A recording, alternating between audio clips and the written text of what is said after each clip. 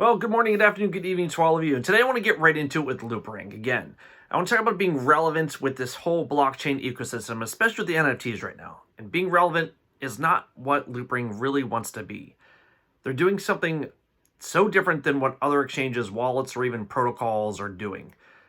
They're going to an area that, again, is basically unexplored and doing something that is completely different than everybody else. So let's get into this. The technology protocols, they do make a company. They don't make a business. Make the company happen or not happen, basically. The more I dug into the Ethereum network and the other networks that utilize its layers and the whole system within the whole ecosystem within Ethereum, you got to think about the end game, because it comes down to how the protocols work, how the code is being used, but also how it's being made to simplify and make things easier for everybody, cheaper but also faster. Now I want to go back in time a little bit, maybe sometime before most of us even remember this, even back in 2000. Netscape Navigator. I'm going to do a quick analogy here. The failure came about due to a lot of internal architecture warfare at Netscape, also combined with the collapse of the browser market, basically because of free market alternatives, such as Explorer, that was given away by Microsoft, all bundled into their Windows 95 CD. Now, Yahoo at the time also became a premier internet search engine. As Google began to gain popularity, it became Yahoo's search end provider in 2000. This is huge. This was the architecture that drove the algorithm and that drove Yahoo to become a huge brand name browser. It became the fundamental way users would find information and very fast. So you have Yahoo, Explorer, Netscape. These are three famous browsers. These were the titans of the internet race. Internet 1.0. They basically laid the groundwork, which was and became what we have today's Google. Now let's switch over to today. Now in today's blockchain-driven push through cryptocurrency and DeFi, who do we have? We've got Polygon, we've got Loopring, we've got Solana, Cardano, and a few others. Now we know about Polygon, the base network for others to build upon. We know about Loopring. They're going in a totally different direction. Two different business plans, two different ideologies about where they want to go. Now they're building solutions to the problems we have now. And the problems are speed, price, simplicity, but also security. Now Polygon and others are also in the game for attention. They've had some problems with security, and well, that's a topic for another discussion. But it's still a good problem they're solving, and it's Matic. They have a good coin, all going in the right direction. But what makes Loopring unique is the whole package deal. Think about this. They've got 1, the non-custodial wallet.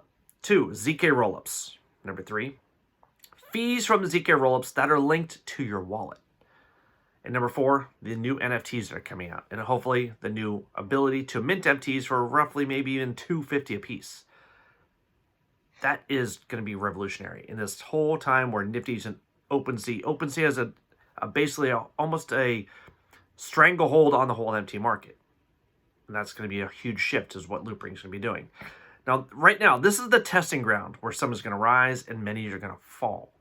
But not just fall, but they're going to fail. You have to expect this with a lot of protocols and blockchains and coins that will fail and just die off. It's going to happen. Whatever ones are able to adapt to with the times, speed, simplicity, price, they're going to survive. But also not just through that, because we know what's known, but there's also more to be coded, tested, and applied.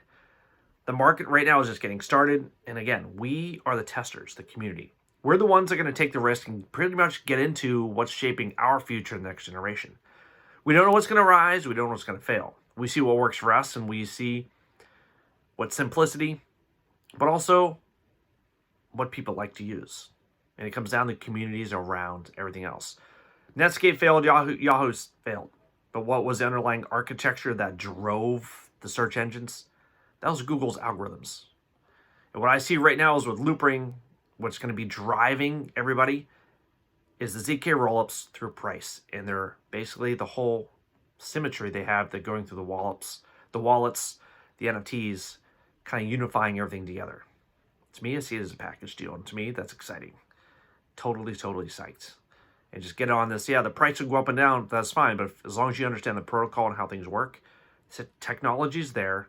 The foundation is there. The developers are there. in a community supporting it, getting into it, that understands it to a basic sense and spreading the word. That's what's bringing the power to it.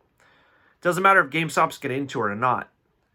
Loopring has other contracts out with other market makers, other APIs, all going to be using the whole protocol together. And that is fantastic. And whatever else joins in to the Loopring system, more power play. Even just Chainlink funneling and helping to support the NFT program. I mean, the list goes on and on and on.